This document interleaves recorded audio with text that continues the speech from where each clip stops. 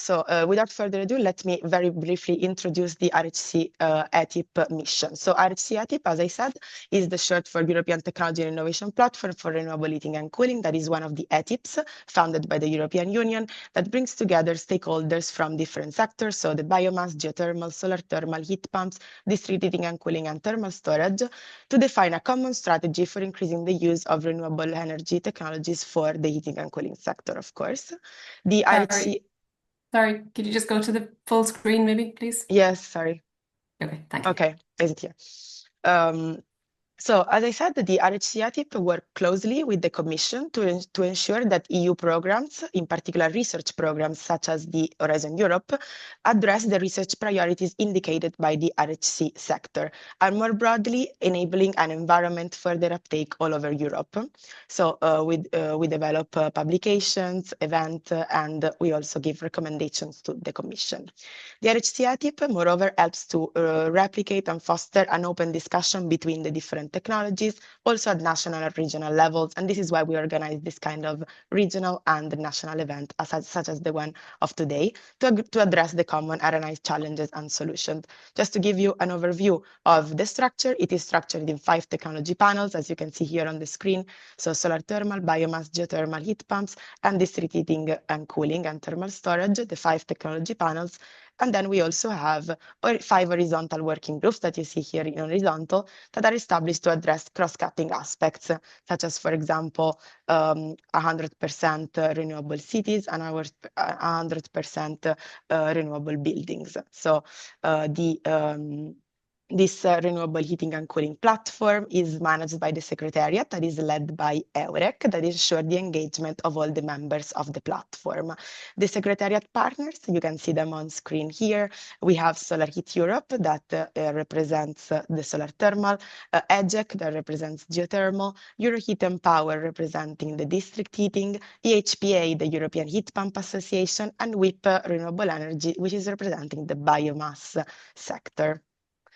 So finally, why are we here today? The RHC ETIP roundtables are national and regional roundtables, national in the case of the Netherlands of today, that are organized to discuss comprehensively the developments of RHC technology in specific European countries or regions.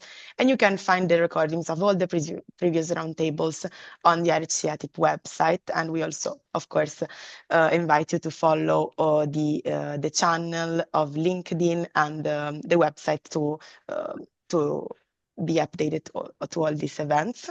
So the objective of today are mainly to build connection between the national stakeholders working on various renewable heating and cooling technologies such as yourself, to promote their cooperation, and also to discuss the state of the art of RHC solutions, as we will do very soon with the presentations, the different market trends, bottlenecks, policy and financing needs, and identify common challenges and solutions between us.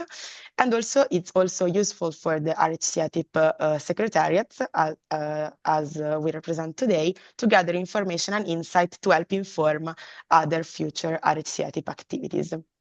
So finally, before giving the floor to our distinguished presenters, I just wanted to mention the Dorkwert Solar Thermal Park inauguration that happened in May 2025, and the Solar Heat Europe team had the pleasure to attend. It was a very insightful event because of the achievement it represents for the heating and cooling sector in the Netherlands, as this solar thermal panel will provide heat to some of the population of Groningen, as it is the largest solar thermal park in the Netherlands and the 3rd in the world. So definitely a great achievement for the renewable heating and cooling in the Netherlands, and an example of how solar thermal can be achieved in the district heating in a city. And we will learn more about it from Wouter van Bol, who is from Novar, that is one of the partners in this project. Okay, so without further ado, let's give the floor now to our distinguished speakers. I will stop sharing here. And our first speaker is Wouter van Bolhuis, that is the developer of Heat Business Unit at Novar. Wouter is educated in spatial planning. He worked for different municipalities, and for 13 years, he was the manager of energy transition for the city of Groningen in northern Netherlands. Since 2 years, he also owns his own company, and he works as a developer of heat business unit for Novar. He will delve into the solar thermal park in Dorkwer that I just briefly introduced now, and how solar thermal can really help us decarbonize heat. We're excited to know more about it. Thank you for being with us today, and you have the floor for 15 minutes. Thank you for introducing me so nicely. So I can skip that part, the introduction. I like to tell something about solar heats and especially about Dorkwert and how it's fit in with the public heat company in Groningen, Warmtestad. I will share some pictures. I wait. Yes, we can see your screen, but not in presentation mode. No, wait a minute. I want presentation mode, but then I have to stop. I think I do it.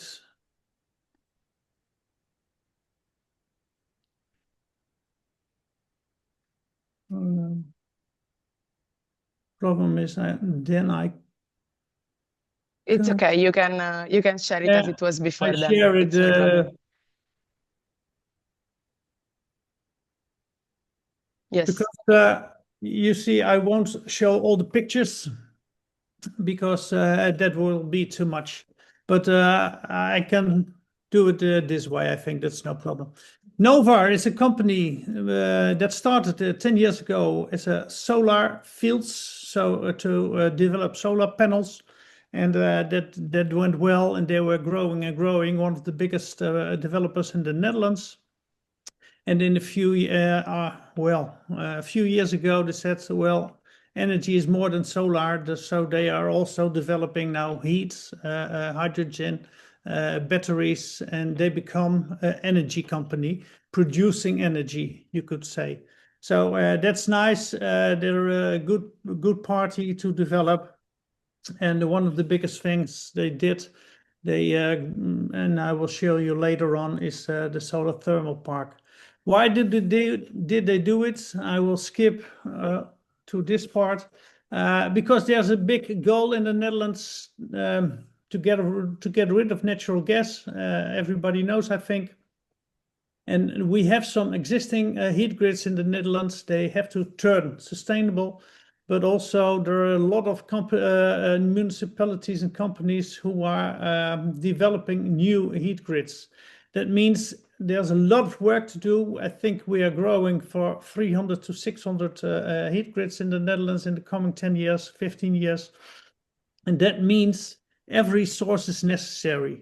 Well, solar thermal is one of the biggest sources, the possibilities, I think, in the Netherlands. It is underestimated so far. And that's nice, so I can show you something about Dorkwert, the showcase in the Netherlands, because it's now running since December. So for a half year, we are running and producing hot water.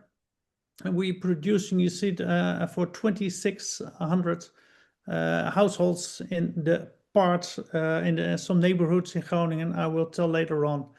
It's the biggest park in the Netherlands, and that's quite remarkable. The second park is in Almere, and that's only 600 panels. So you could say it's quite big with 12 hectares. But if you compare it to solar panels, it's not that big anyway.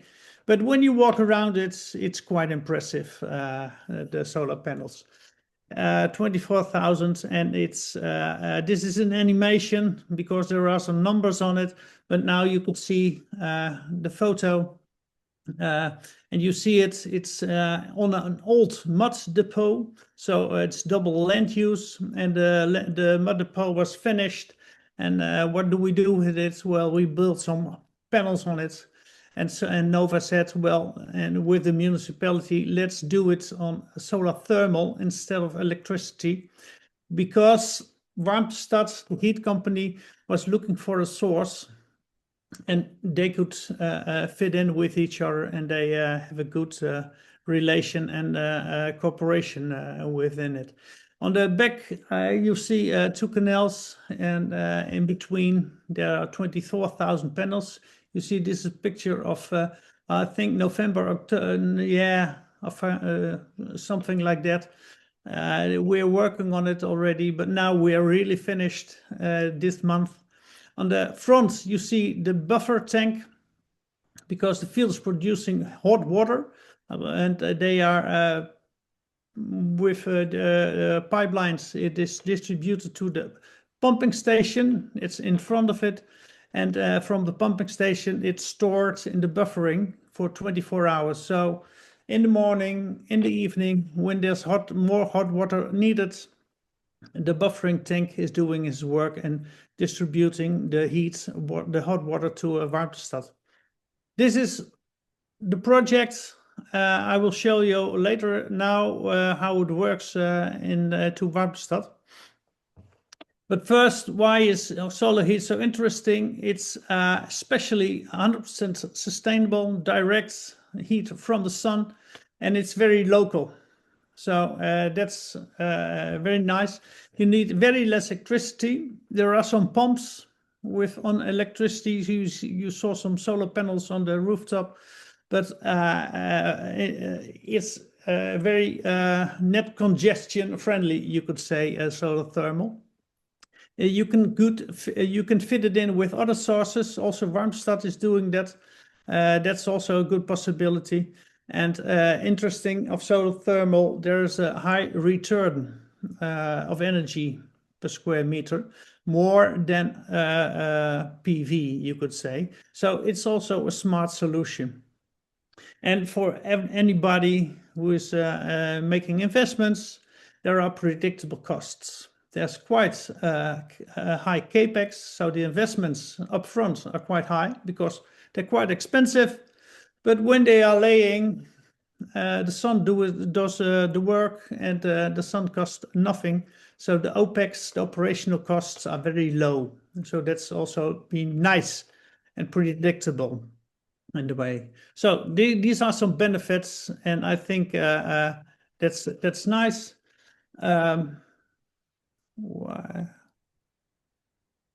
How does it fit in with Warmtestad? What you see here is an animation of the system of Warmtestad. You see on the left side the solar field, the panels, 24,000. I told you it is distributed to a buffering tank for the 20-day, 24/7 distribution. Warmtestad, the red dot, is the heating power station, I could say. I will show a picture later on. And they're distributing to 10,000, now 8,000 households in some neighborhoods in the northwest of the city of Groningen. And beneath you see a storage, because Warmtestad is allowed to store in the underground at a temperature of 45 degrees. So the return of the solar thermal will be stored in the underground to contribute in the winter. And that is also be nice. You see here in another picture, the solar thermal park is up front, up north. It's not in the picture, but then you see Cernicke campus. There's the heat central power station, and from there on there are pipelines. It is a grid connecting 3 neighborhoods, and the neighborhoods you could see picture later on here are 60s households, and they need apartments and big buildings. They need a lot of heat, so that's interesting. And that will mean this is the power station of Warmtestad. In the front you see the temporary, it's closed now, but on the back the black building is the new one. It's opened 2 years ago, and they are producing the heat. There are heat pumps in it. There are backup.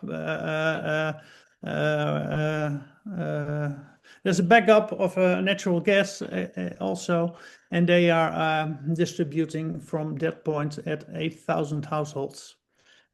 In the house, it's quite simple. You see here a picture of an exchanger. In every house there's this exchanger.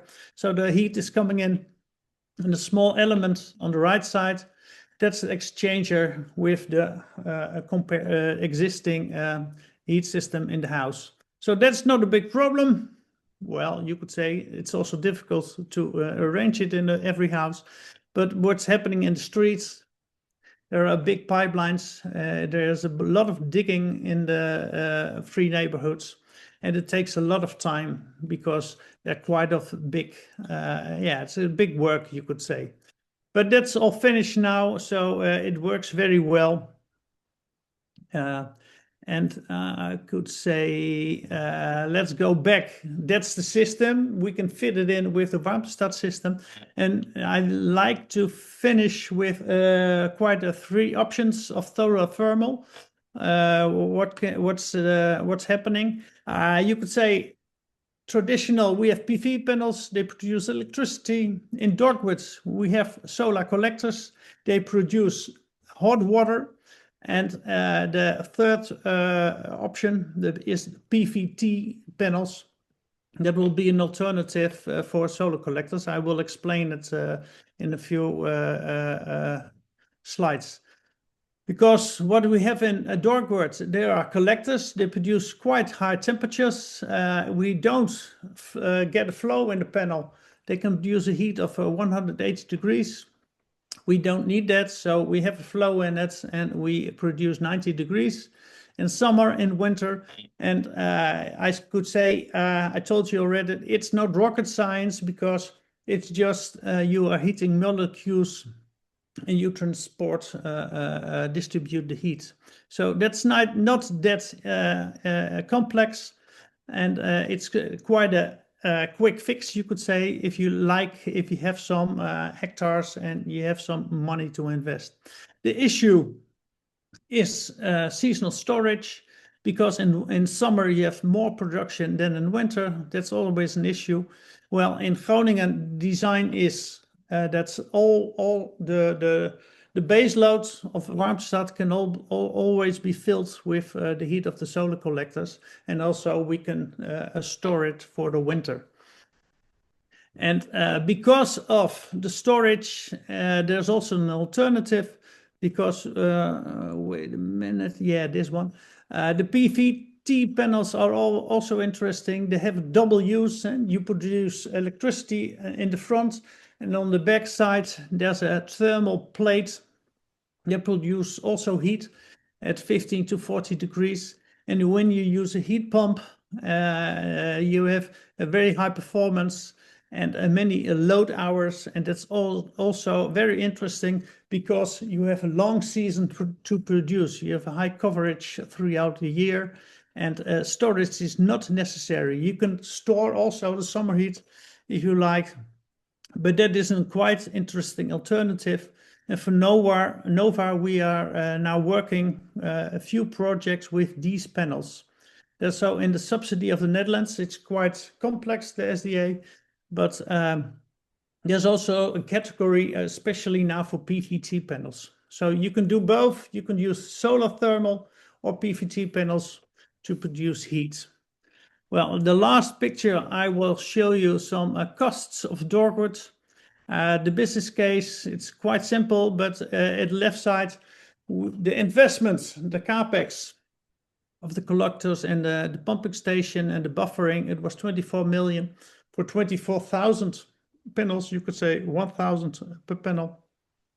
And you see there's a very low OPEX, just some maintenance, but that's quite well done. Well, the other side, we sell the heat and we get a subsidy, but that's too complex to explain. So I will think that was it, and I can show you pictures, but I have the last one, and that is this. Are you interested? You can phone me or mail me, because I hope to to show you that solar thermal is a quite interesting source for heat grids. Thank you. Thank you very much, Wouter, for this very insightful presentation and also explaining the benefits of solar thermal, PVT, and the details of the Dorkwer National Park. I see also already some interest in the chat. You received a question, and we will tackle all the questions later in the panel discussion. So thank you. And now we proceed to our second speaker of today, who is Yannis van Zantem. Thank you for joining us today. Yannis is a freelance consultant in heat since the beginning of this year. He works in district heating business since 2008, and he has experience as a policy advisor of the city of Amsterdam and worked for the AEB Amsterdam and Vattenfall Heat as a business developer. He was board member of the Stichting Waternet, the Dutch Heat Foundation, until 2021, and nowadays he works 3 days a week for the Stichting. So without further ado, Yannis, you have the floor for 15 minutes to explain us an overview of the Dutch district heating. You are muted. We cannot hear you.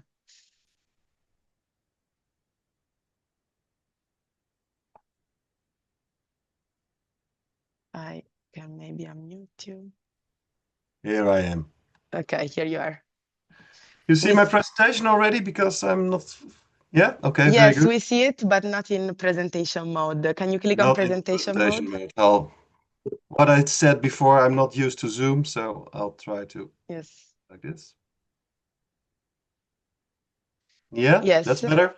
And then on the top, you can switch the presenter. Yes, there on the top when it said "Where gave installingen." Yeah, I don't know. There on the top, Yeah. You can change the presenter mode. Yeah, yeah. But okay. Yeah. Okay, it's not necessary. Okay. Is this fine, or because I don't see my own screen? So. Yeah. Well, it's okay. It's okay. Yannis, je moet even op weergave instellingen en dan kun je presenter mode aanzetten. Wij zien nu je volgende slide. Ja, die had ik hier, deze. Nee, hoger. Onder de deelnemers. Daar ben je bijna in de buurt. Ja, daar zit een schermpje voor. Dus ik zie even niks. It's okay. You can also present in this way if it's a problem to change the...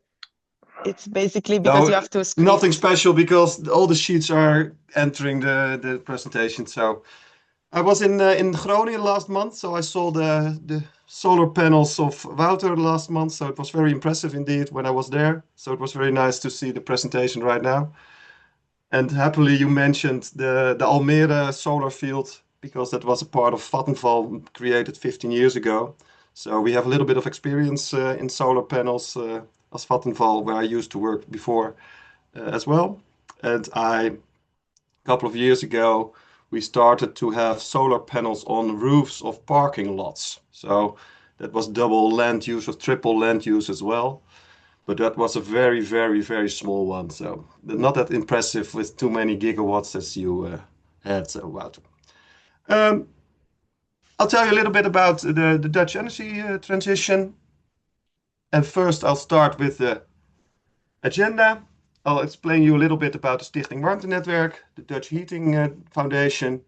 And I want to make a short history of the development of district heating in the Netherlands. It's very, very short. I see Lex Bosselaar and some other people who know much more about it. So if there are any questions, maybe they can answer those questions as well.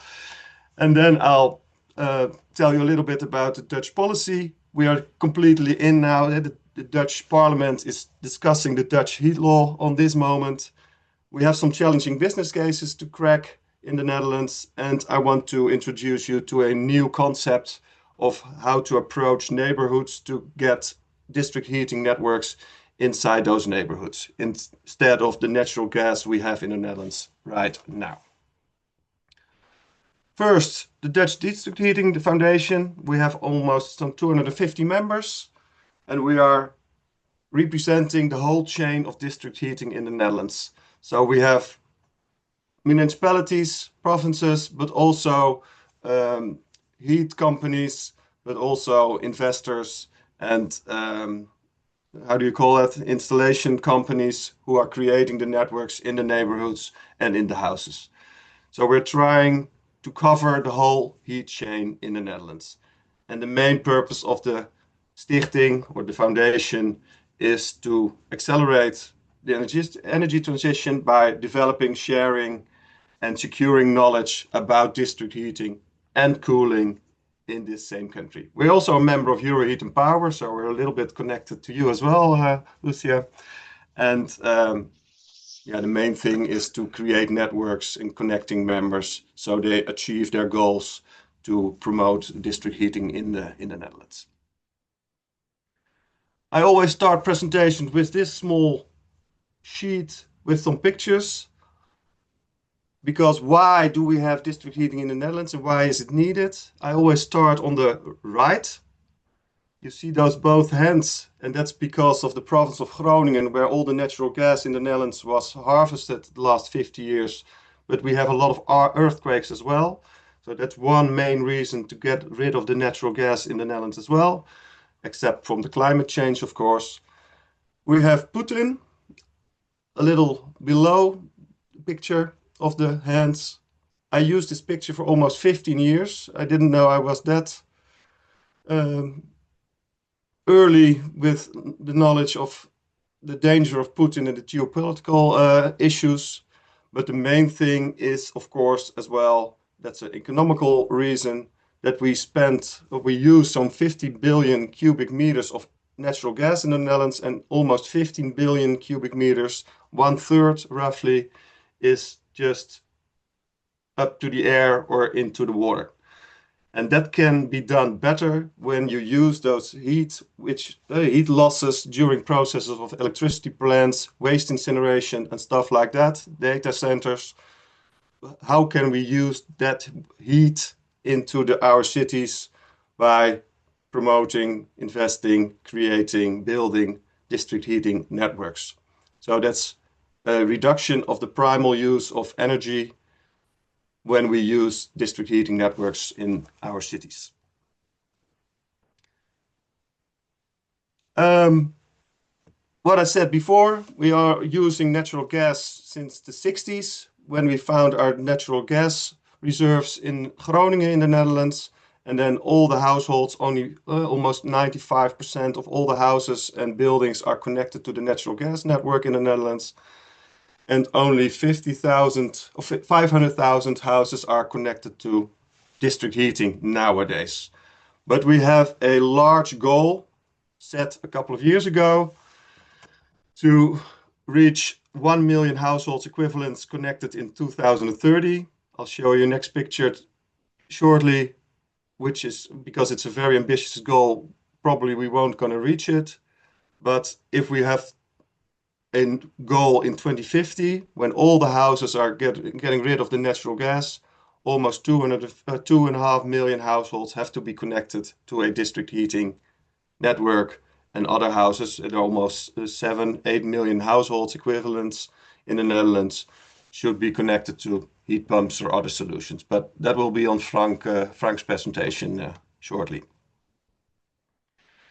This was the ambition, but it's hard. So we have some problems and we have some issues to crack to reach that ambition to get rid of the natural gas in the Netherlands. Shortly, the chain of the heat, the district heating chain. We start with sources, and the exchanger we saw in the former presentation of Wouter, the exchanger and the hot water, domestic hot water creator.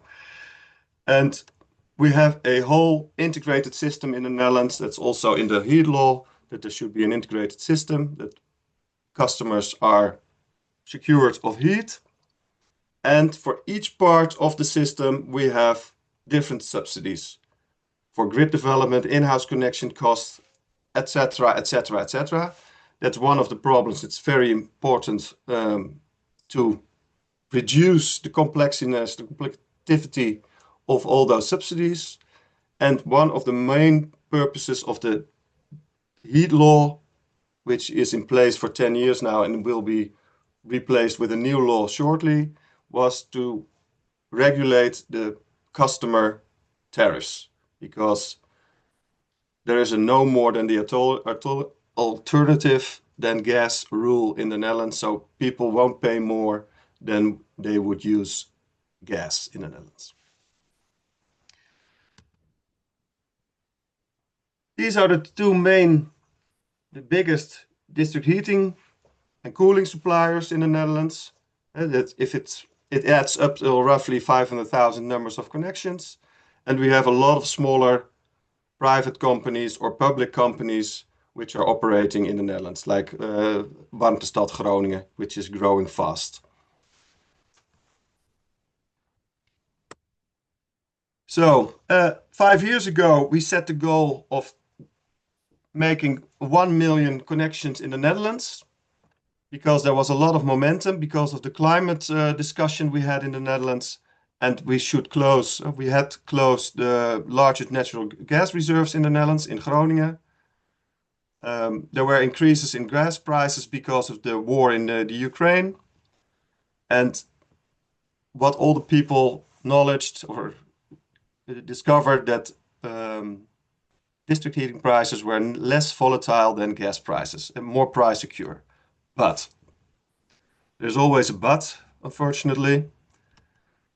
We lost some momentum because the new heat law was in 2021 or 22 became in concept, and there will be much more public ownership now or later. And that meant that private companies, I mentioned a few sheets before, reduced and stopped their developments and investments. That's one of the reasons I stopped working for Vattenfall as well, I have to admit, on a personal level. But the law was also delayed and postponed several times because of cabinet crises, extra elections. Last week, our cabinet falls again, so we have new elections in autumn. And that takes a lot of time and reduces the momentum we had.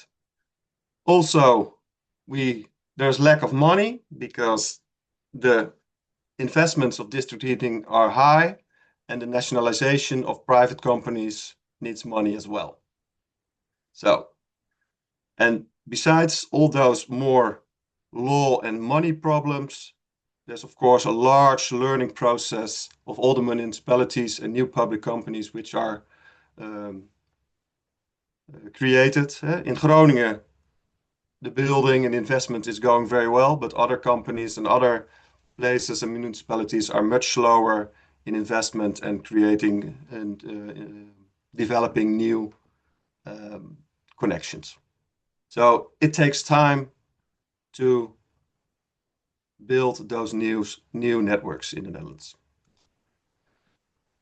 If you look at those business cases of those new networks which have to be created, it's challenging, let's say it like that. The last couple of years, there's a large increase of costs in CapEx and OpEx. People cost more, but also steel and other parts of the network are 30-40% increase of the prices. What I mentioned before, the subsidies are fragmented in time and beneficiaries, so it's hard to deal with them and put them in the right way in the business case. It's hard for all the parties to make a sound business case for all of them. And of course, because it's so expensive, it's hard to be attractive to make sure that all the new connections in existing buildings are having a good offer so people will join the district heating networks. We used to use the housing corporations as start engines because they have a large number of houses which can start the business case on a proper way. But also the tariff increases resulted in reluctancy of those sides and to invest in district heating. And of course, for the renters, the main thing, if they want to connect, yes or no, is the price and the certainty, the security of the price in the upcoming years. So And district heating in the Netherlands doesn't have a very good imago or view of them. So that's hard to make sure that all the business cases are working. So we have a stagnation of new district heating projects in the Netherlands due of all those reasons I just mentioned before. So we started new discussions and we need new propositions to make sure the way we want to get rid of the natural gas is being run.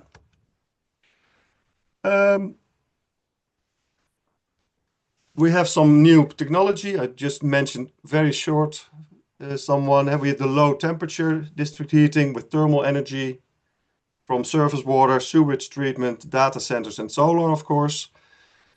And we create mini district heating and cooling grids with aquifer thermal energy storages or tanks or whatever. There are several ways to buffer the heat during the season or during the day. And next to the right is also a large buffer from an electricity plant to store heat during the day when the electricity plant is run, or the power plant is run, so we can use the heat during the night or during peak hours during the day. And there's also power to heat to get rid of all the excess electricity we have from wind on the North Sea. And there's also another way of new approach I'm developing, trying to do that with the Stichting and other parties, and municipalities are doing on the same way. That's what we call a neighbor or area approach, which has two main challenges I want to share with you. How to get it done physically and technically. How are we getting all those pipes in the ground, as we saw in the pictures of Wouter? And how can we revitalize the neighborhood, which has large social problems most of the time, where the neighborhoods where we are dealing with district heating because of the density of the dwellings and buildings are most of the times also not most strong neighborhoods in the Netherlands. How can we revitalize those neighborhoods on a social level? So what we do on a conceptual framework, so it's all thinking, it's not been done yet in the Netherlands, is how we can try to combine the physical and social changes we need in those neighborhoods to get the energy transition done and also the social improvement of those neighborhoods. So what we see here, I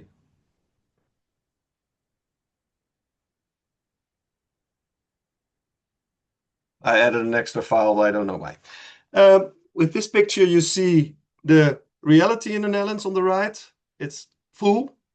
There are a lot of pipes and other electricity lines and telecom infrastructure. And it should be nice to have an ideal, as you see on the concrete wall on the left side. But one of the physical challenges is how are we getting all those lines and cables and pipes into the ground on a very cheap way, the most cheap way, and that should be done in a combination of work. So that needs a lot of organization and social restructuring of all those companies who are putting pipes, lines, and cables into the ground to make sure it's been done in one time, so it's easier as a cost perspective, but also into the turmoil you reach with it when you're dealing it in the neighborhoods. So it's hard to combine all those renewal of infrastructure in those neighborhoods, but it should be done in one time because that's easier and less creating less turmoil in those neighborhoods. On top of that, you can also adapt those neighborhoods for extra rainfall we have to deal with in the Netherlands and urban heat. So that means extra green into those neighborhoods. Sorry, Yannis, just to I'm specify. almost done. Almost done. What? 2 more slides. Thank you. No problem. The social challenges we have is that we need participation of all our inhabitants in those neighborhoods to get the acceptance of being connected to the district heating network. And people want grip on that process. And how are we going to get ownership of those inhabitants in those neighborhoods? So we try, what we think of is, can we use the incentive and the momentum? I'll go to the next slide to boost some speed. Can we use the momentum and the funds of the physical infrastructure to boost the social community and get more ownership and acceptance of the physical change, because we use those social structures and the improvement of those social structures to get a neighborhood approach and improve the whole neighborhood, not only physically, but also socially. So if we have the ownership of all those changes by the community, we expect less disturbance and less discussion during execution of those renewals of those neighborhoods. So that makes a difference in costs and speed.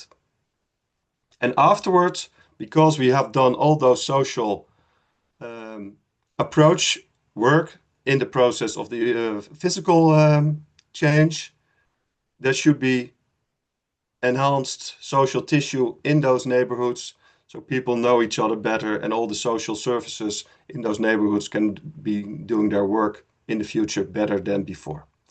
But the big question is, how are we going to organize this together? So it's a big social enterprise restructuring program we have, in my opinion, in my belief, to do in the Netherlands in the near future to get speed on the energy transition, especially in the existing buildings in our cities. So that's the big question. Maybe you have some knowledge or experience in other cities I would like to hear to improve our approach in the Netherlands as well. And that's me. So thank you very much. And I'm looking forward for the panel discussion. Thank you very much, Yannis, yes, for this very insightful presentation and this very interesting ideas of the neighborhood approach. We also hope to go more into that with the audience and the other panelists in the panel discussion later. Thank you. Our next speaker is Frank Achterberg, who is president of the board of the Dutch Heat Pump Association. Thank you for joining us.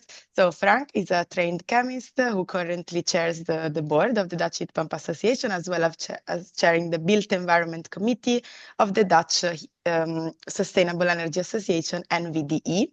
His personal mission is to integrally sustain energy use and infrastructure in the Dutch built environment by enabling the right technique at the right place and time. He will give a presentation on how heat pump may reduce CO2 emissions in the Dutch built environment beyond the currently projected 48% in 2030 towards the 59% target. Thank you, Frank, and you have the floor for 15 minutes. Thank you so much. First of all, let me check. Do you see my screen as it should be?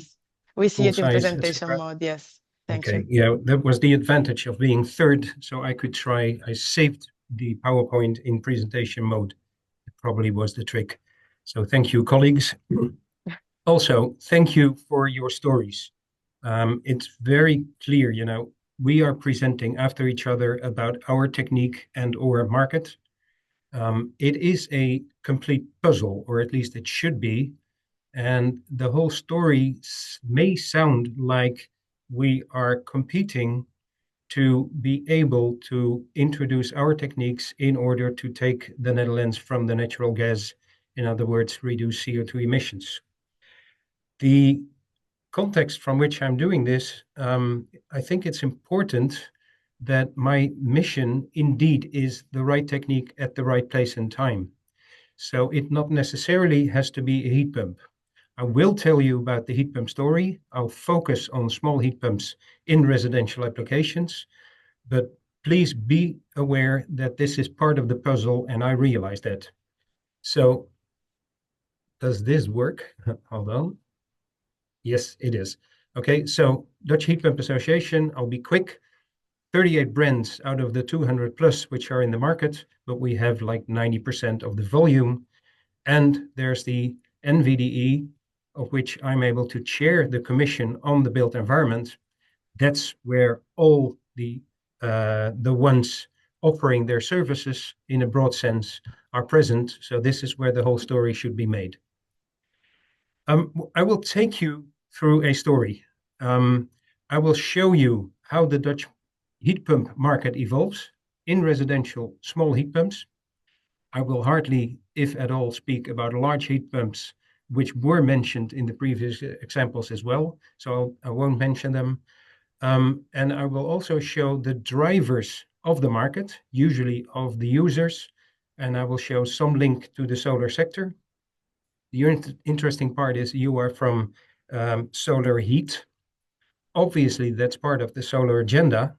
I don't think I saw in our distinguished audience, we're not too big today, I see 17 people, including us, but this Holland Solar, especially the thermal part, is not present, is it? That's interesting, but it also shows, unless I'm wrong, no, I'm not being corrected, even though there are 2 or maybe even 3 national strategies on increasing solar heating in the Netherlands. So somewhere there's a limitation there, but obviously there's links. I will not specifically talk, but the PVT panels, where T is the thermal part, were mentioned in the Groningen example as part of the aligning techniques. Okay, so let me take you along the story to talk about the heat pump market development. Here you see in numbers how the market developed since 2014. Why 2014? That's when we had our first energy agreement, public-private agreement on setting in the energy transition, part of which was heat. And you see the market growing gradually. I have tentatively shown the start of an S-curve. Now let me see what the animation does. It also shows you there's a lot of turbulence in the last 4 or 5 years. So while you may say it's growing gradually, moving in the right direction, there's a lot of turbulence. Some of the reasons have been mentioned, high gas prices, for instance, in 22, 23. But the turbulence also means that it is very difficult to manage. So where Jannes showed the difficulty of heating companies, so district heating companies, to get their business case together, it's also the case for heat pumps. Sometimes people are jealous of the heat pump sector because it is growing, but it is very difficult to manage if the market jumps up and down. Okay, and what we also should realize is where is the level of the gas boiler replacement? About 400,000. My guess is there's a lot of Dutch people in the audience. To people from other nations, the numbers don't mean much, but 400,000 gas boilers each year are being replaced. So that actually, if you would have a full grow market, that's the level where you should be at. So when you say it's growing fast, you have to realize that's the level we have to go up to, and that's only the replacement level. So in that sense, it's going slow. Policy developments make the market. That is clear for all stories, for all the energy transition. Here, to put it quickly, we had the energy agreement in 2013-14. Then we had the subsidy introduced in 2016. That's actually where the market took off, which is logical because it's relatively expensive in the beginning. The new builds were taken off the natural gas obligation in 2018. And then we had another agreement which actually rebuilt the policy targets for the next 10 years. 2021, the first dive down from the upgoing cycle, which is where the new builds were completely foreseen with heat pumps and district heating. And the renovation in existing buildings did not start yet. That happened in 22-23 with high gas prices due to the energy crisis. In other words, when Putin dove into Ukraine, and also we had the first action plan on hybrid heat pumps. The action plan, and specifically on hybrid heat pumps, because we are a gas-based country and we have a very low density electricity grid. So hybrids are seen to be an intermediate step towards natural gas free. Due to the action plan, a lot of investment. So this is where my story, it's hard to manage, a lot of investment in production capacity. There can be a lot said about what the investment was in and which part of the technology. I won't go into those details, but just look at the numbers. About 1/3 of the market is provided from Dutch production, about 40K numbers, and that capacity was increased largely. But as you saw in the 2024 numbers, it was not put to deployment. It's waiting for work. And this is a big problem also for producers because they invested, the investment is not yielding. And so a lot of layoffs are taking place as we speak.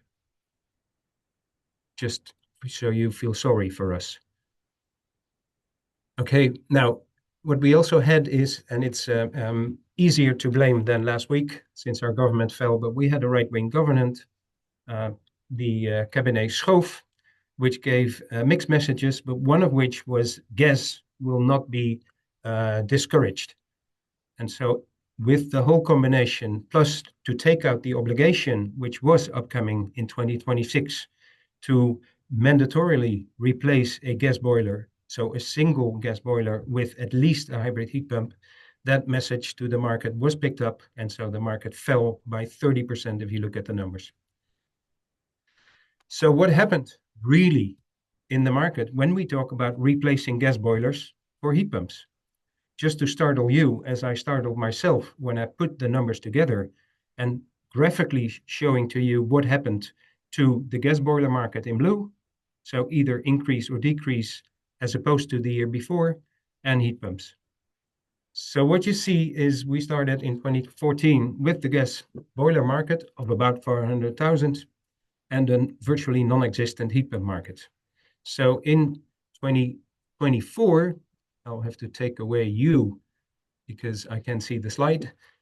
The very impressive increase of about 20-fold in households with heat pumps. But we also had a growth of the gas boiler market. So this is where I startled myself, and it should startle you as well if you don't know it yet. We haven't replaced gas boilers. We have reduced gas use, yes, but we are still about to start to really replace the gas boilers, even though we might be enthusiastic about the whole story. This is a very clear message. Okay, here's the turbulence again. Let me take you to the rest. Just some quantification. It is dull, and there are experts in the room who know much more about it. But the message we got again in October last year, where we had the so-called climate and energy predicament, the projected savings of CO2 emissions were 48%. With given policies, it should be 59%. So an increase is needed. Jannes showed the effort that the district heating sector is taking with the targets, although he said they're not going to be met. And I'm saying the same thing. Heat pumps, they have their own action plan. In fact, following this meeting, I'll have the steering group on this heat pumps approach. For the Dutch people, the aanpak warmtepompen, so the successor of the action plan on hybrid heat pumps. And that should actually fill part of the whole. So let's get back to that picture. And that's the level where we should be at 2030. 300,000 heat pumps, hopefully with a general increase and not the turbulence we've seen. So what are drivers for the market? Lots of them, and it is too simple to say it's financial, thus subsidies. There are a number of drivers. So let me show you some interesting insights. By the way, last week, the Dutch heat pump trend report was published. It is free for downloads. you will see a lot of details there, including impact on CO2 emission levels and lots of correlations between factors. So I'm just showing you a teaser, if you will. The trend report is in Dutch. There's also a dashboard from the same company that produces the trend report. It's called a dashboard. It's on heat pumps, but it's also on PV. It's also on electrical storage. So it will provide some insights with publicly available data. Not a commercial. I don't have any shares, but this is interesting stuff for those that want to look into the details. Okay, let's get back to my drivers, and then I'll move into the final part of my presentation. One of the drivers is actually PV panels. It should not be surprising for air conditioners. They are in this picture. You see the various shades of green in the coverage of the sector. So this is not numbers, but this is the coverage of the share of the houses that have either a heat pump or solar panels. I should say and or, because you see a clear correlation between the shares of PV panel owners and heat pumps. Air conditioner is logical because the sun is shining when you need the cooling part of the air conditioner, but we have also discovered that the air conditioner, the reversible ones and the ones currently being sold are all reversible. They're also used for heating lots of times, and even as the main heating source. I was surprised myself to find it out, but the people from Dutch New Energy Research saw this correlation, and it is very clear we should take them into account as heat pumps, which they are air-to-air heat pumps. So this is one. And the other important driver is electricity versus gas price. Also very logical. It's so logical, you see a trend when you look at the different countries. For the non-Dutch speaking people, apologies for the Dutch slide, but this is the best one I had. But it shows, first of all, the coverage of heat pumps versus gas boilers in the various countries. You see with the red dashes what actually the ratio between the price of electricity and gas is.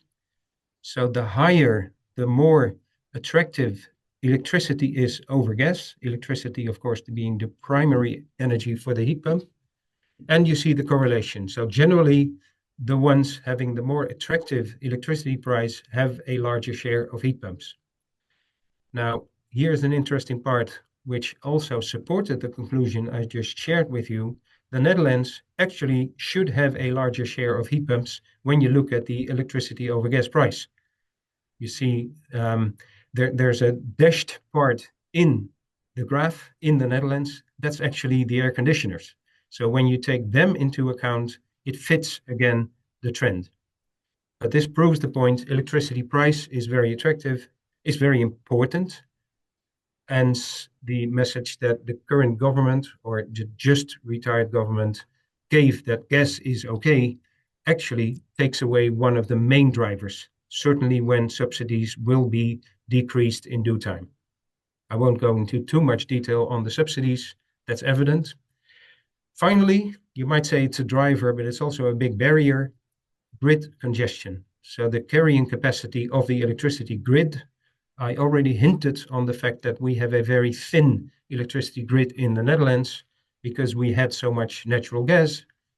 And so we now run into troubles when we start electrifying all sorts of things, including heating and cooling. Here you see schematically a house with 4 electricity intense apparatus. The heat pump is highlighted, but you also have the PV panels. You may have a battery and or an electric vehicle charger. And the trouble is for the DSOs, so the one supplying the electricity to the house, but this is the connection they have. What we are working on currently is smart electrical appliances. Of course, I have to focus on the heat pump to make sure that they can be flexible, so we may continue rolling out heat pumps whilst the grid is actually has a too low carrying capacity, and the DSOs and the TSO is increasing that capacity. And so what we have to work on is, and I won't go into details here, but this is the escalation schedule of the DSOs and the TSOs. On the top, you see we should not have a blackout, so you need technical safety. In other words, when grid capacity is overloaded, then you need to be able to switch off. At the bottom part, you have behavior. In between, you have measures which we are working on. Again, I have to make room so I see my own slide. I will skip some of this jargon. Not that it's not important, but these are parts from the grid providers. What we are working on is making sure the heat pump is smart. In other words, interactive. It can communicate, and you can turn it up, turn it down when necessary. And it would especially be nice if there's a business case here. In other words, when people are rewarded by turning up or turning down the heat pump when the grid has capacity limitations. We as a sector have picked up this specific part to make sure that the heat pump can become smart. We're working on an international scene because anything you do here needs to be standardized. I'm getting emotional from it.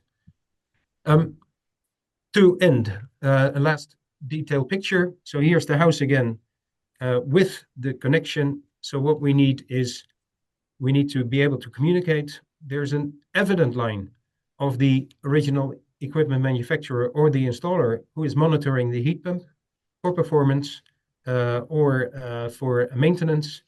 That one is existing, but there's no link yet with the DSO. And so we should bring that in.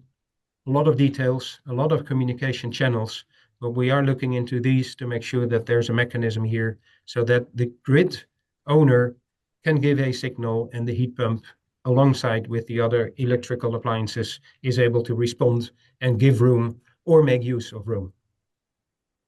So what we need in the end, and this is my final slide, is an agenda. Obviously, at the top part, we ask for policy. Policy is driving the market still. It's not a mature market. It cannot stand on its own legs, as we say in Holland. And we need stable growth. And we need to really start cutting down on the gas boilers. Also, gradual stringent regulations, such as sound of the external units, but also drilling regulations when they are ground sourced, the whole environmental performance, they are being tightened. That is okay.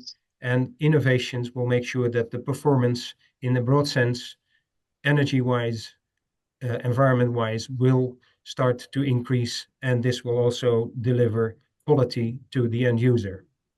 As said, we have a plan now, the heat pump approach, the aanpak warmtepompen. It has 4 themes. I will let you read for yourself, but these are the themes. And the last one, the flexibility grid capacity, is the one I just spoke in some detail about. That's actually my story to show, yes, we are growing as we should, not fast enough and a too bumpy ride, but hand in hand with the colleagues here in the room, we are working on this big puzzle to make sure that we have the right technique at the right place and time. And alongside, we will move up in the energy transition. And thanks for this opportunity. Thank you. Thank you very much, Frank. Thank you for this overview on heat pumps and also mentioning the synergies between the different technologies. This is why we're here today. Now let's be mindful of the remaining time because we are a bit late on the schedule for the panel discussion. So I will just introduce the next speaker, that is Gerdy Brumbeck. She's an expert in geothermal energy at RVO, the Netherlands Enterprise Agency. She has been worked as an energy specialist there for over 20 years, and she's also the chair of the Geothermal Implementation Working Group within the EU Strategic Energy Technology Plan, the SET plan. And she has been involved in geothermal energy programs in the Netherlands ever since 2009. And finally, she's also the leading expert in the Heating and Cooling Transition Initiative of the CET Partnership of the European Union. So thank you very much, Gerdy, for being with us today. And you have the floor also for 15 minutes. Yes, let's be a bit more mindful of the time. Thank you very much. Thank you very much. I'll switch to my presentation. I hope you can see it. Please Yes. confirm. Yes. Yes, we see it. Thank you for having me here, and it's lovely to be here with all these heating and cooling technologies together in one room, discussing how we manage the heat transition in the Netherlands. And I will be looking at geothermal heating and cooling a bit. Also at underground energy storage, but I'm mindful of the fact that Jochem Jongerius will be dealing with this later on. First of all, I would like to go to the broad perspective, which is, I think, known to many of us in the room, that heating is half of our energy demand. And you're seeing this in the right-hand side picture. You can see the orange halves of those pies that indicate heat demand. Then blue is for transportation, and black is electricity. And the right-hand side of the picture shows the actual demand in Europe for these three end-use energy requirements. And of course, what you're seeing, and that's no wonder, that there is a peak in heating demand that also is much higher than the electricity demand today. And this is something we really have to count with. And then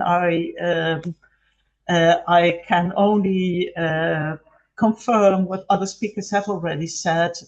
This country is still largely heated by natural gas.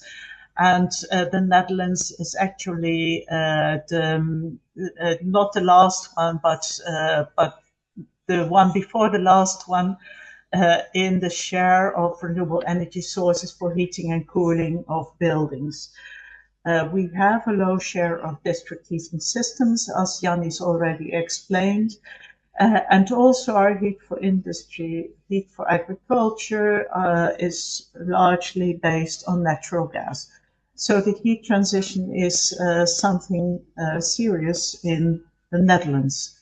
When I'm done looking at geothermal heat, because this is why I was invited to tell you about geothermal in the Netherlands, I want to go to two different depth levels with you. I want to go at depths up to 500 meters, which is not regulated by the mining law, and depths higher than 500 meters. If we're looking at the bodem energy, well, that's geothermal heat pumps, really. We can see that using the subsurface, using our earth, the earth under our feet, to supply heating and cooling has taken off in the 1990s and has since then grown steadily. When it comes to the geothermal energy of depth levels below 500 meters, which is governed by the mining law, this takes off in 2008 and has since then grown significantly in the years between 2010 and 2020, and we're now seeing a more limited speed of growth. What I also want to say about this bodem energy, so the use of our subsurface, the earth under our feet for residential systems and agri-thermal energy storage, we have thousands of these systems when you take them all together, and the storage of summer heat and winter cold, and use this in the other season is competitive for commercial buildings. I want to go to just one slide, just by way of example, a recently completed complex, 374 apartments in Leiden, agri-thermal energy storage for winter heating, for summer cooling, 2 open sources, 10 megawatts and 80 cubic meters per hour. These are the kind of systems that are not a one-off in the Netherlands. There are many similar systems like that. But if we go to geothermal energy, I forgot to mention with the previous slides that we have 24 locations and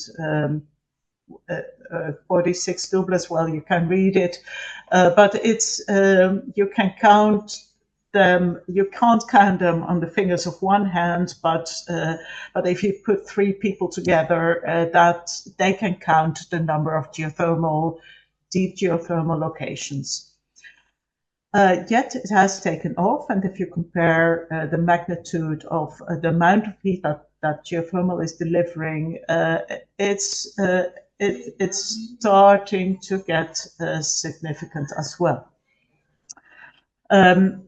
What caused this growth in the years 2010 to 2020? And this is important not so much for the national audience, but more for the international audience to understand that we have a guarantee scheme that guarantees the geological risk.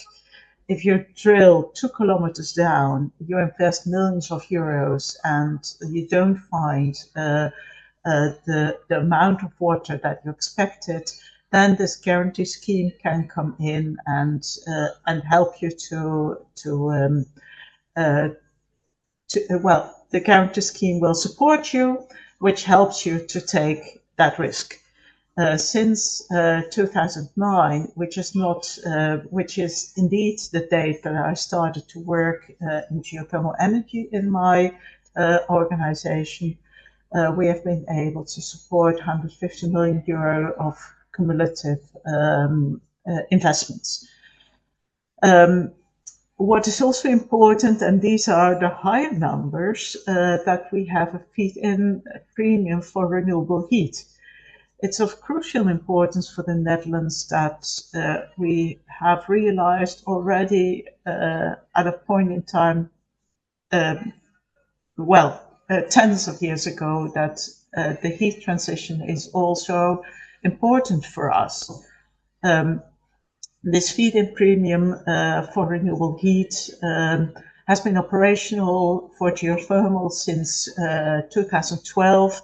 And if you're looking at the graph on the right-hand side of this slide, you can see from the SD++ side, which is the name of this feed-in premium instrument, what commitments were made towards renewable heat, which is shown in the pinkish color. You can see that also here on the market there's quite some turbulence, and the point here is that the steady thing is that this subsidy was available to help the market develop. However, it's always a competition, so this is also something that has been addressed in the recent schemes. Another thing that helped develop the geothermal market in the Netherlands was the availability of mining data. And again, we are talking here about the deeper subsurface. Every exploration well that's drilled in the Netherlands needs to publicly to publish their material 5 years after they made the exploration drilling. These data are all made available on a site which is called NLOG, which stands for Netherlands Underground. And the first entrepreneurs, those were greenhouses that invested in geothermal energy, could benefit from these data. At the same time, the government has also realized that there is a lot of parts of this country, and you see that to the right, where you don't have that level of insight into subsurface conditions and a seismic campaign to increase the knowledge of that subsurface in the white spots where there hasn't been any or has been very little exploration for oil and gas is one of the instruments that the government realizes to support the development of the geothermal market in the Netherlands in order to realize the heat transition. And now I'm coming to something, well, what will be the future? I think that matching supply and demand is really important, and others have pointed this out before. Grid congestion is a very serious problem in the Netherlands. The left-hand side of this graph shows the grid congestion map of the Netherlands, and we therefore see that that in the current situation, the grid is very much at the red level of its capacity. It needs to be strengthened. We have plans for that. But at the same time, we also need all sources of renewable heat. This is a case for including renewable heat. Then another thing about matching supply and demand is the season. And I'm sure that Jochem Jongerius will also talk about this. But what I'm showing here at the right-hand side of this slide is the cumulative production of electricity in 2024 from solar PV and wind on and offshore. And what you're seeing is that currently, or at least last year, the peak in the production of renewable electricity was not during the winter when we need most energy, but in the summer when we need when we have a surplus. So seasonal storage is very important. And now I will be quick on the roadmap energy storage, but I think it's important that also our international guests realized that there is a policy document setting out a roadmap for energy storage, published 2023, which looks at electricity molecules and thermal storage. Thermal storage being crucially important, which is also illustrated by the graph that I'm showing you here. This is from this policy document, and you can see that marked in the Yes. Sorry, Gerdy, sorry to interrupt. Just to be mindful of the time, you have 1 or 2 more minutes only because the 15 minutes are over. Thank you. Okay, thank you very much. I'm sorry. Underground thermal storage covers the season, and that's important to remember. Then to the renewable heat sources, and this is a general story as well. There's a renewable heat sources perspective in 2024, published 2024, looking at the question whether there are enough renewable heat sources in the Netherlands for climate neutral heating and cooling in 2050, and the answer is yes. The next 2 slides show a few infographics from this report, looking at the role of the various sources of renewable heat in the challenge that we will have for heating and cooling our country. And this slide shows that the temperature level is also important. The lower we can go, the more sources become available readily to supply our heat.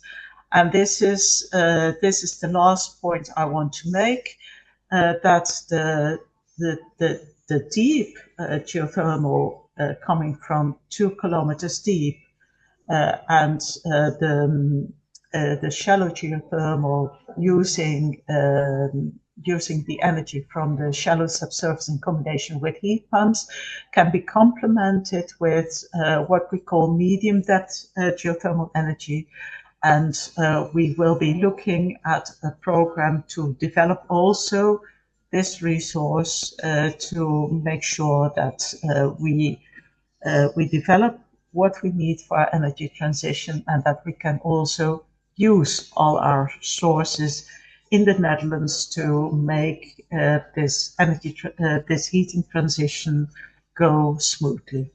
And with that, I thank you very much for your attention, and I apologize for being so rude to No not problem. keep the time. Thanks. No problem. Thank you very much, Gerdy, for your presentation. And our last speaker of today is delving into the fundamental role of thermal energy storage that many of our speakers today already mentioned, because as we know, many of these technologies that we talked about today could not work without the fundamental role of thermal energy storage. So Jonchem Jongerius is scientist at the TNO Energy Research Institute, an expert in thermal energy storage in the Dutch Research Organization. He has experience in development of sensible thermochemical and redox thermal energy storage systems for applications in the built environment specifically.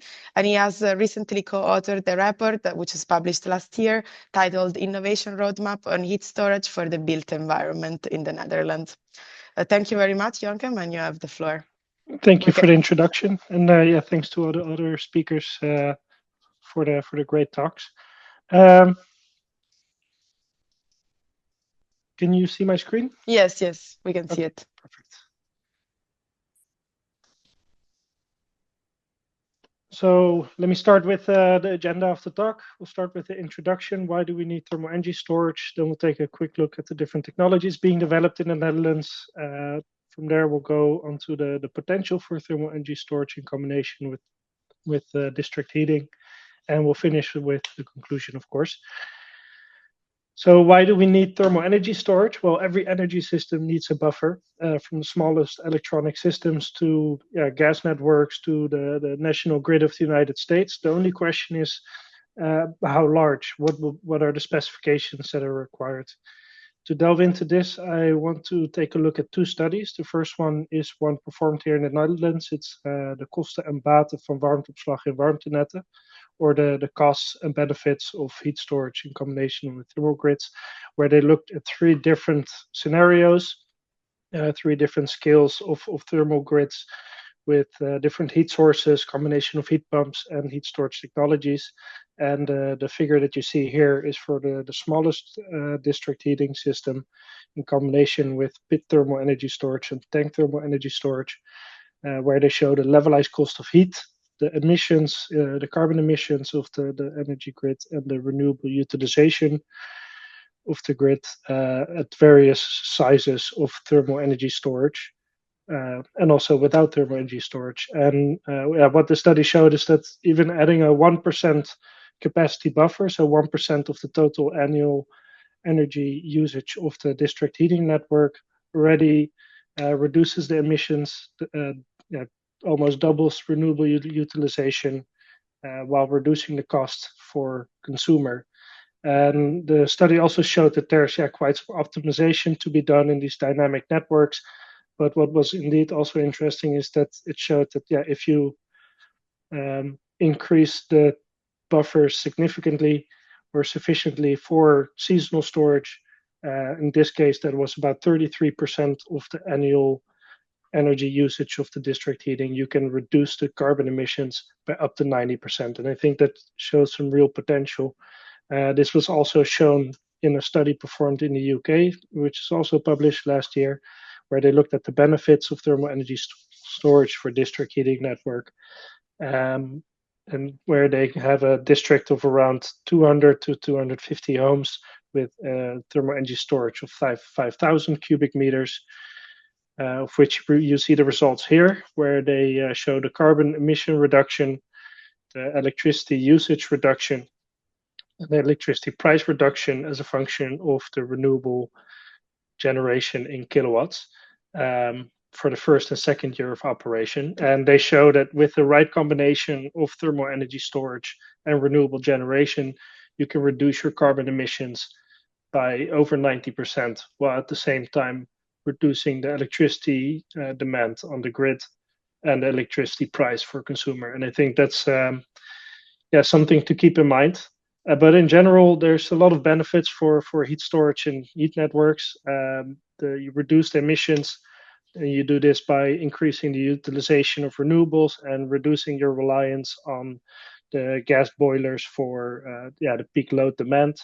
You increase the flexibility of the system, and increasing the flexibility allows you to increase your system efficiency through optimization, while at the same time creating a more robust energy network. And overall, this optimization allows you to reduce cost in a lot of the situations. So what are the different storage technologies that are being developed in the Netherlands? Here you see a list with the different storage technologies. This is from the innovation roadmap.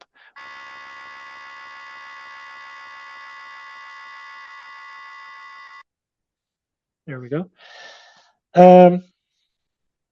Which are listed by their application potential. And on the right side, you see a figure from the innovation roadmap where we took the data points from the questionnaire that we sent out to the different producers of these technologies, and listed their installed maximum capacity against the technology readiness level of the different heat storage technologies.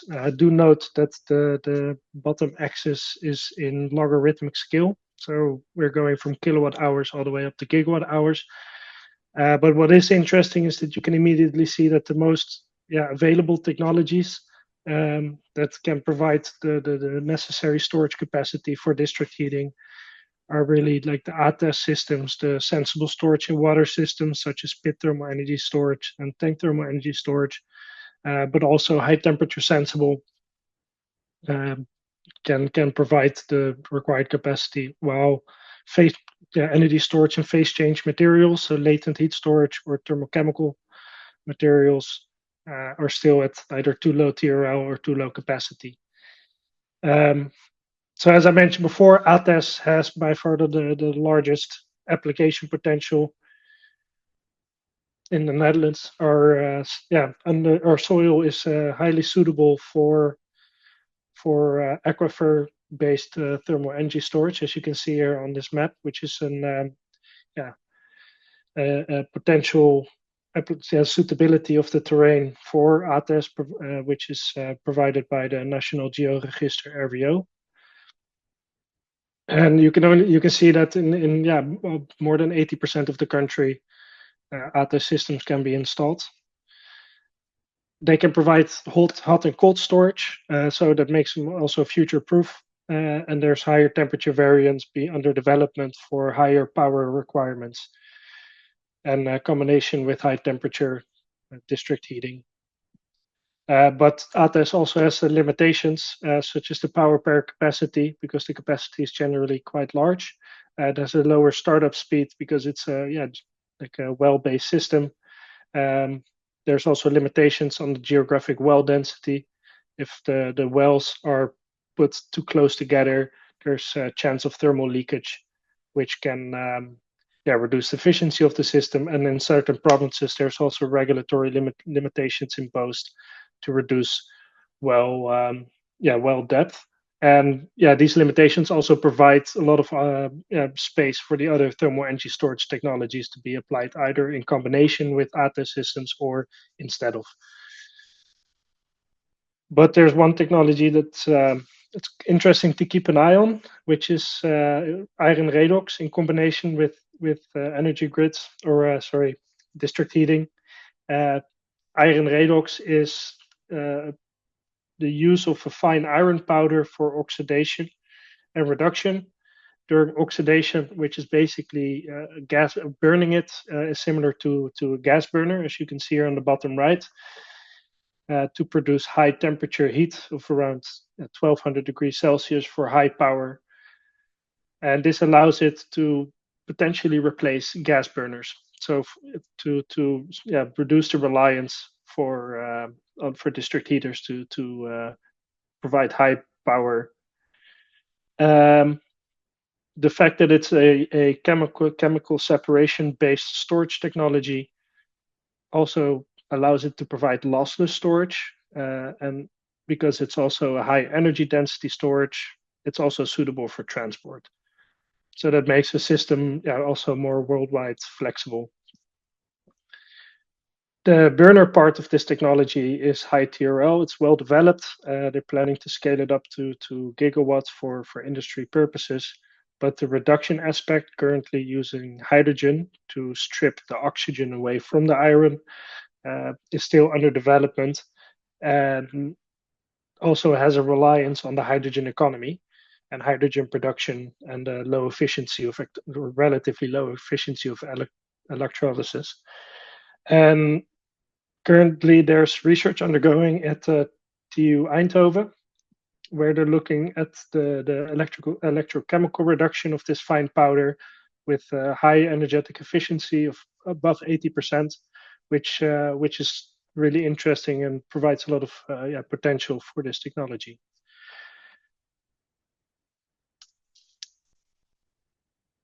So I really want to highlight that the biggest potential for thermal energy storage in combination with district heating is the fact that the literature and a lot of applications already show that for smaller district heating networks, so think about below 300 residences, thermal energy storage can facilitate an almost complete reduction in carbon emissions. And this was, again, one of the conclusions of the TKI, the Zonnet project, where they concluded that the district heating combination of PVT panel local generation with a low temperature district heating network and an ATES system, or a VKO in this figure, has the possibility to make the neighborhood completely energy neutral.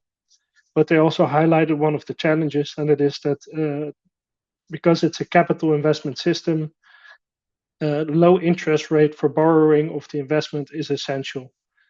And policy adaptations are required to reduce the interest rate through long-term financing, to really look at going from 20 to 40 or even more years.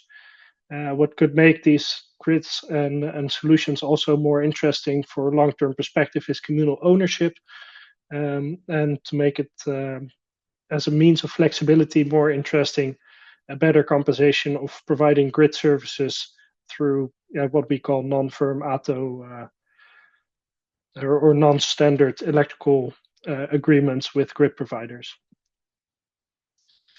For larger thermal grids, what's shown that there's always a reliance still on the gas burners for these high peak demands when either electricity production by renewables wasn't sufficient or the demand was just too high. And in these scenarios, iron redox technology can provide an alternative to provide this really high power heat that's required.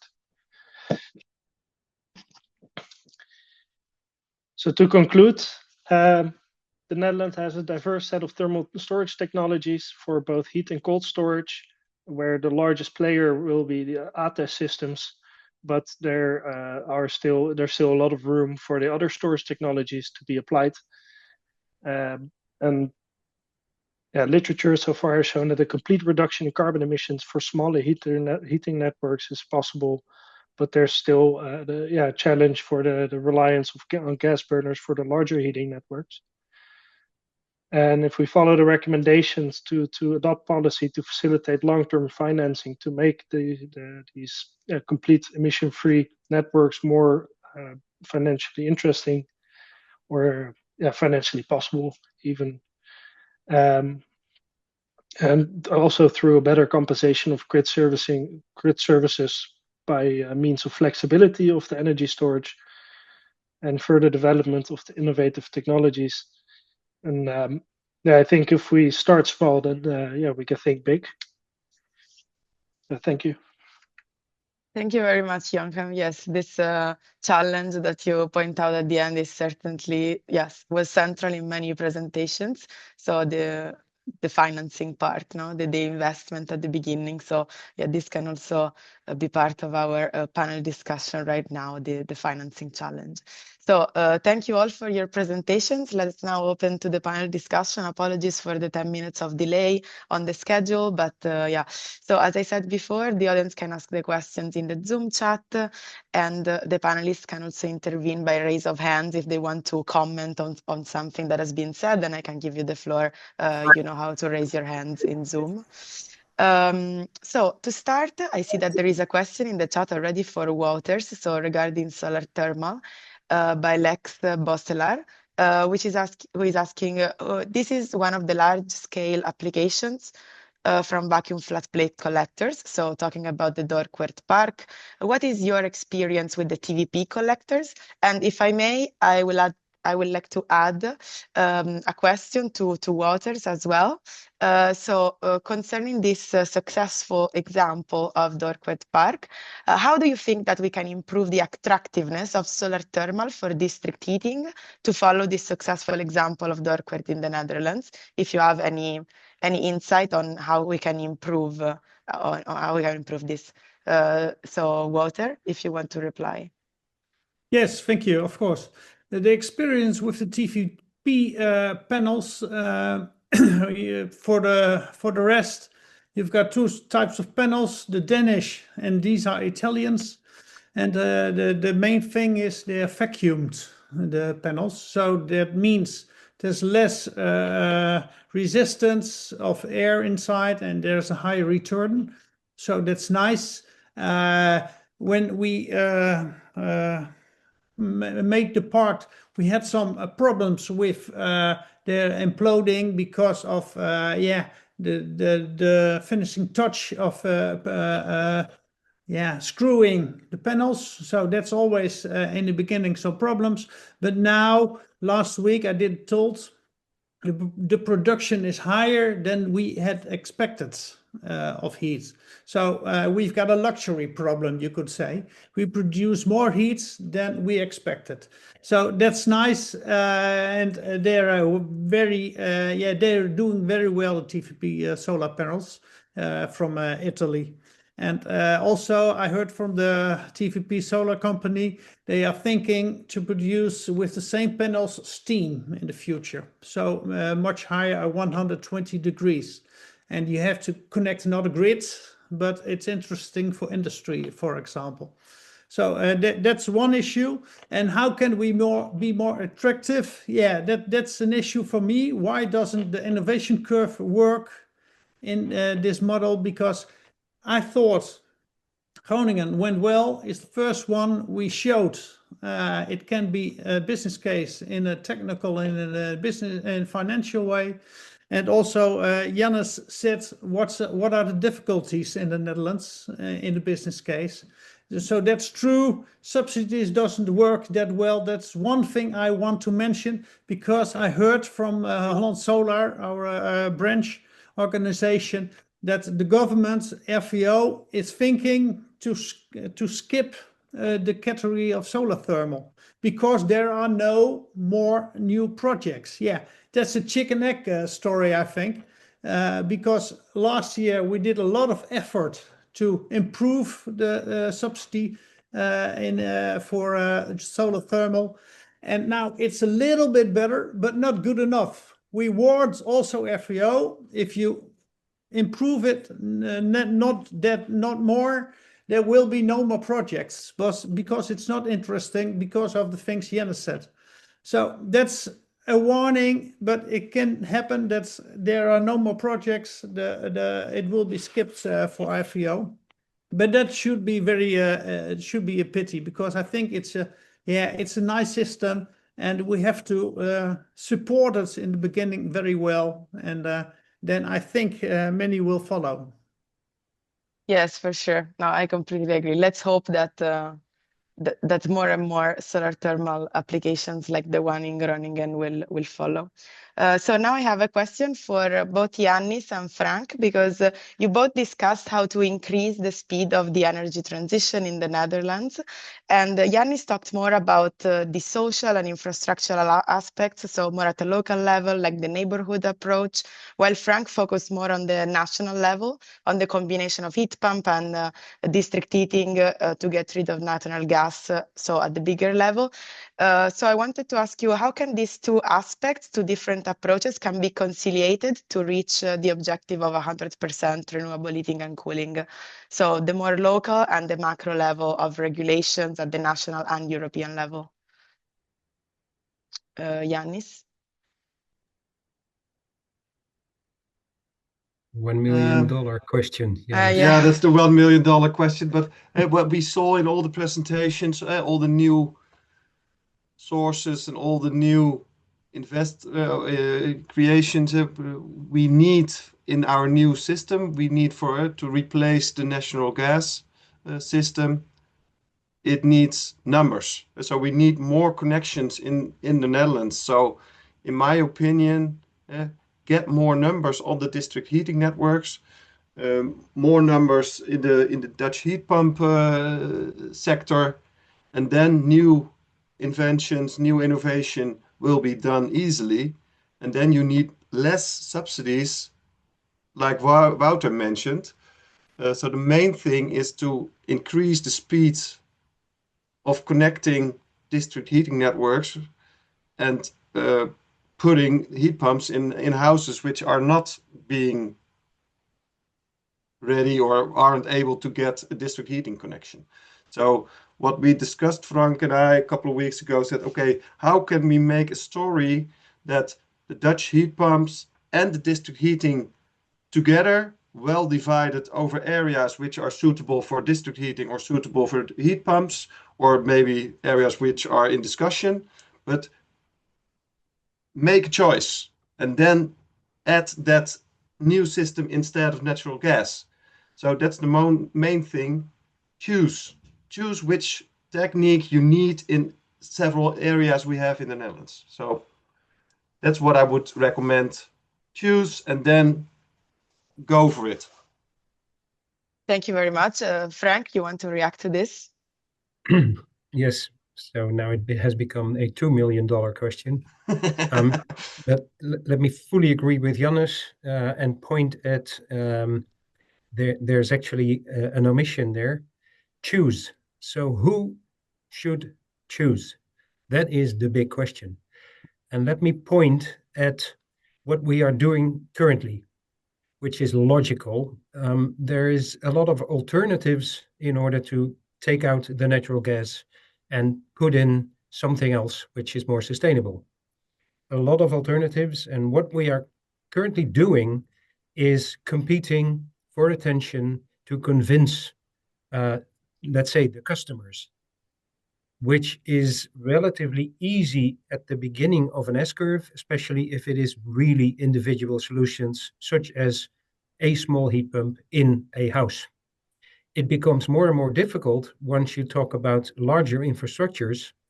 The area-based approach, that's where you need local government, that's where you need support from the inhabitants, etc., and the legal dimension becomes much more complex. Then there's also the incumbents that need to make way. In the case of small heat pumps, it is the gas boiler industry. I pointed it out to you. If it is the other alternatives, especially district heating, something else needs to move, and there's a big pushback. So coming back to Janne's point, I fully agree. We need a vision, and certainly moving towards the second half of that question, towards 100%. Somebody needs to take the decision that has the mandate. And then the statement should be, this is the solution. We've heard it all. That's the way forward. Now you start digging for the right stuff, not the wrong stuff. And other people move aside. Your time is past, or you have not proven your alternatives. So that's what needs to happen. Somebody needs to make the choice. But the problem is nobody has the information or the mandate to make that choice and to see what the impact of the choice is. We are in a democracy. Anybody can oppose. And as long as we keep opposing, the pace is not there.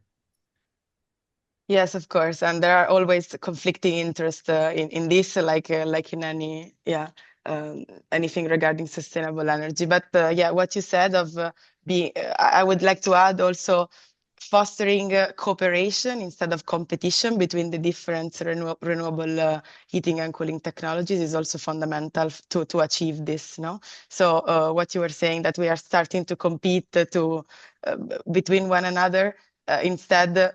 Through the platform such as RHC ETIP, another interesting initiative of the EU, it's also possible to foster synergies and cooperation more and more. So yeah. Thank you. And my next question is for Gerdy, because it's related to the supply of these heating and cooling solutions to Europe, because we often forget that many of these solutions are actually produced in Europe, so compared to PV, for example. So my question is, talking about the resilience of the energy system and critical raw materials, do you foresee any challenges in the geothermal supply chain, also in a view of the current uncertain situation in international trade? Well, if I'm looking at geothermal energy, we know that we have a European manufacturing base that can supply all that we need. At the same time, it's also an international world. So at this point in time, there's also, of course, international companies that are active delivering pumps and whatever you need to realize your geothermal installation. However, we can do it, and I think that when we're talking about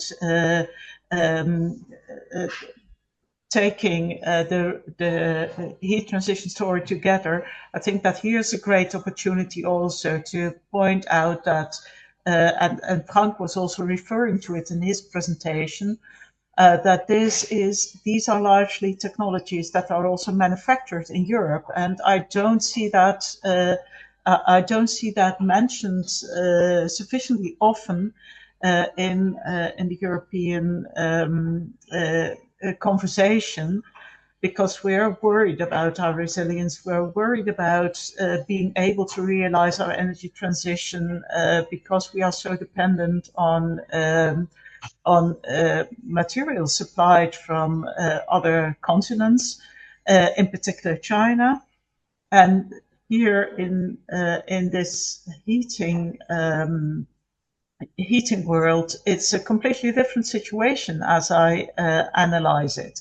So I would also be happy to hear from some of the others if they agree with that and how we could possibly change that. But certainly, well, I know that the European Geothermal Energy Council, which is the Geothermal Association, is working on a report on the manufacturing base in Europe. But this is something I think we should, as renewable heating and cooling technologies, be much more. How do you say that? Well, we should not talk about this much more because I see opportunities there for being less dependent on other power blocks. How do you express that in English? Yes, I completely agree. We always, at Solar Heat Europe, we like to stress the fact that solar heat is made in Europe, in fact. So yeah, this is one of the strengths also in light of the new strategic ambitions of this new European Commission compared to the past. Anyone in the audience wants to react to this? Joachim? No, I see you're speaking, but okay. Sorry, we can't hear you, Joachim.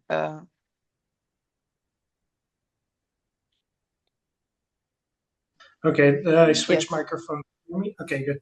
Yeah, maybe I would like to use this to ask another question, because recently there's a consultancy firm in Amsterdam that released a report where they looked at the implementation of the Danish model for energy for district heating in the Netherlands. Yeah, what is the opinion about that? Because they seem to be able to implement these communal district networks with long-term financing. And what is the opportunity for the Netherlands to also pursue such a model? Okay, anyone wants to answer this question about district heating? Probably Yanis, I would say. Yeah, I'm wondering if we are doing with the Danish Energy Agency, we are doing an investigation, of course, what kind of solutions or what kind of problems the Danish solved to speed up all the connections. And there are two main solutions, main conclusions I've heard already last week. And one of them is the Danish government said you have to. So they chose.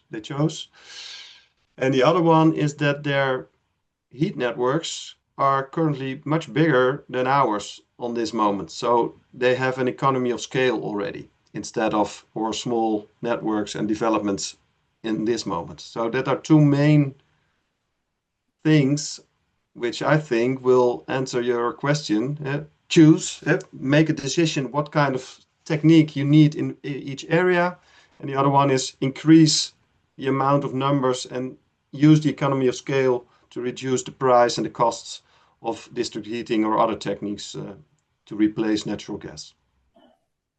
Thank you, Yanis. I see that Lex has his hand raised. You have the floor. Yeah, I was wondering, you mentioned critical materials and the production in Europe. These are at the moment very important issues for the European Commission.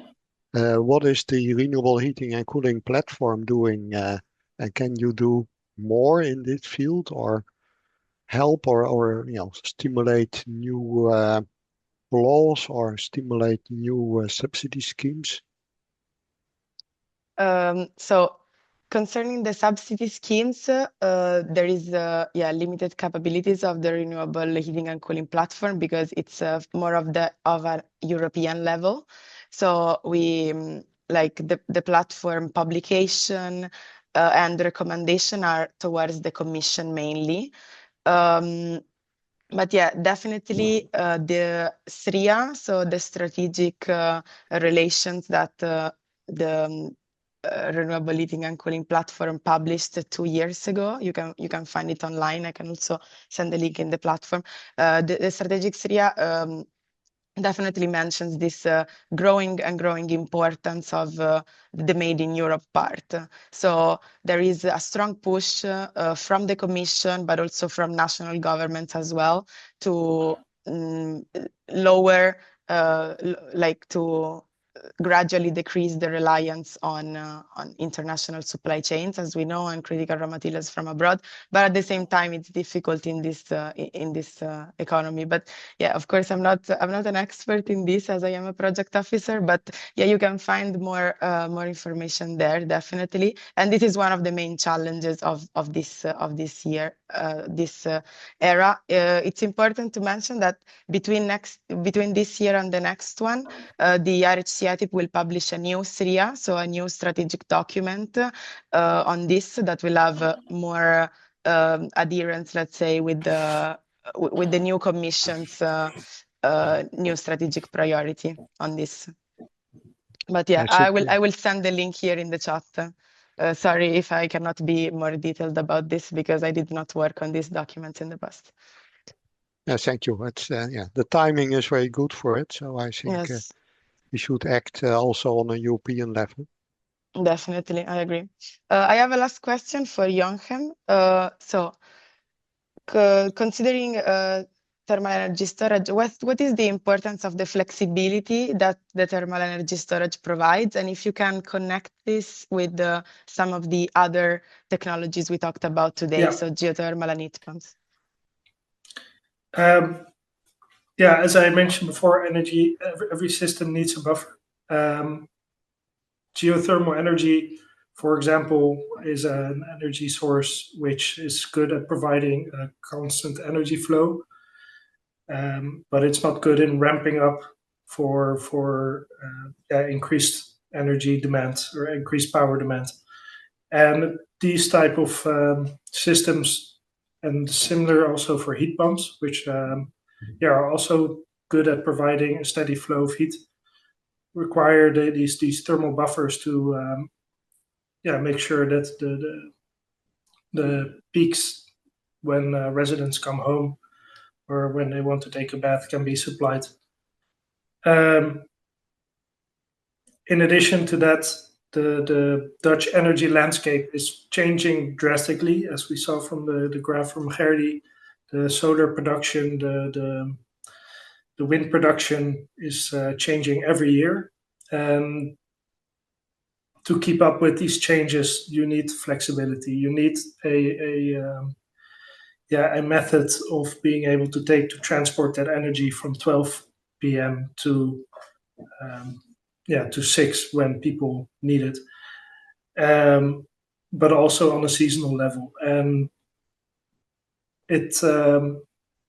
sometimes it's sad to see that, for example, seasonal energy storage is such a financial risk almost. And I think that in the long term that we do need a mentality shift, especially on a government level, that this is part of the new future energy system.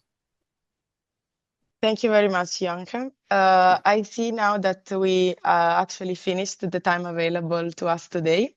So thank you all for joining this interesting conversation. And we at RHC ETIP and Solarit Europe, we will make sure to gather this insight from today, the challenges and the needs that you pointed out in the different technologies to inform our future work.